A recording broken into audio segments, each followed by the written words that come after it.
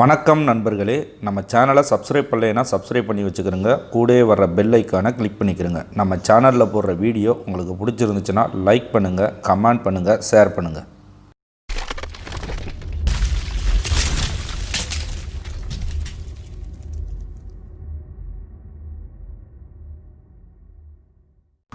வணக்கம் நண்பர்களே, இன்றைக்கி நம்ம சமையலில் சிக்கன் சுக்கா பண்ண போகிறோம். அது செட்டிநாடு ஸ்டைலில் பண்ண போகிறோம். சமைக்கிற சமையல்லையே ஈஸியானது சிக்கன் சுக்கா பண்ணுறது தான். அது எப்படி பண்ணலான்னு பார்க்கலாம். ஒரு பாத்திரத்தை வச்சுக்கிறோங்க. தேவையான அளவுக்கு எண்ணெய் ஊற்றிக்கிறோங்க.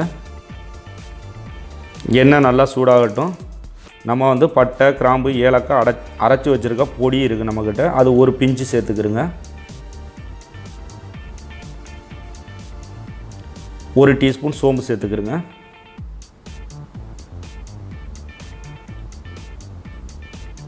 அஞ்சு வரமிளகாயை பிச்சு போட்டுக்கிறோங்க. அதை நல்லா மிக்ஸ் பண்ணி விட்டுக்கிறோங்க. இப்போ 5 பல் பூண்டு, சிறிதளவு இஞ்சி வெட்டி வச்சுருக்கோம். அதை இப்போ சேர்த்துக்கிறோங்க.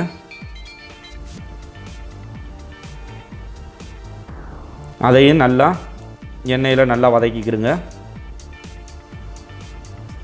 இப்போ அரை வெங்காயம், பெரிய வெங்காயம் வெட்டி வச்சுருக்கோம். அதை இப்போ சேர்த்துக்கிறோங்க.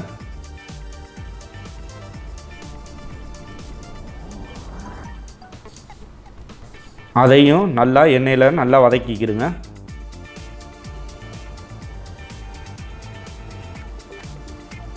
நல்லா எண்ணெயில் வதங்கட்டும். இப்போ நல்லா வதங்கிருச்சு. இப்போ அரை டீஸ்பூன் மஞ்சள் சேர்த்துக்கிறோங்க. அரை டீஸ்பூன் மிளகாய்த்தூள் சேர்த்துக்கிறோங்க. ஏன்னா காரம் ஏற்கனவே வரமிளகாயில் இருக்கும், அதனால் கம்மியாக சேர்த்துருக்கோம். தேவைன்னா மிளகுத்தூள் சேர்த்துக்கலாம். நீங்கள் நல்லா வதங்கினதுக்கப்புறம் அரை தக்காளி சேர்த்துக்கிறோங்க.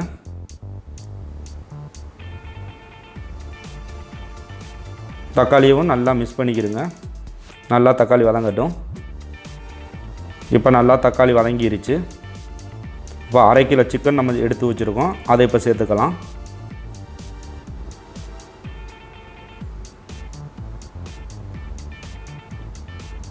இப்போ நம்ம சிக்கன் எல்லாத்தையும் நல்லா சேர்த்தாச்சு.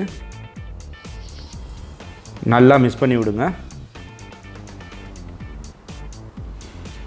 தேவையான அளவுக்கு உப்பு போட்டுக்கிறோங்க. அதையும் நல்லா மிக்ஸ் பண்ணிக்கிறோங்க. இப்போ இதை நம்ம வேக வச்சுக்கலாம். ஏன்னா சிக்கன்லேயே தண்ணி வரும். அது வரைக்கும் நம்ம தண்ணி எதுவும் சேர்க்க வேணாம். இப்போ நமக்கு சிக்கனில் உள்ள தண்ணி வர ஆரம்பிச்சிருச்சு. நல்லா கிண்டி விட்டுக்கிறோங்க.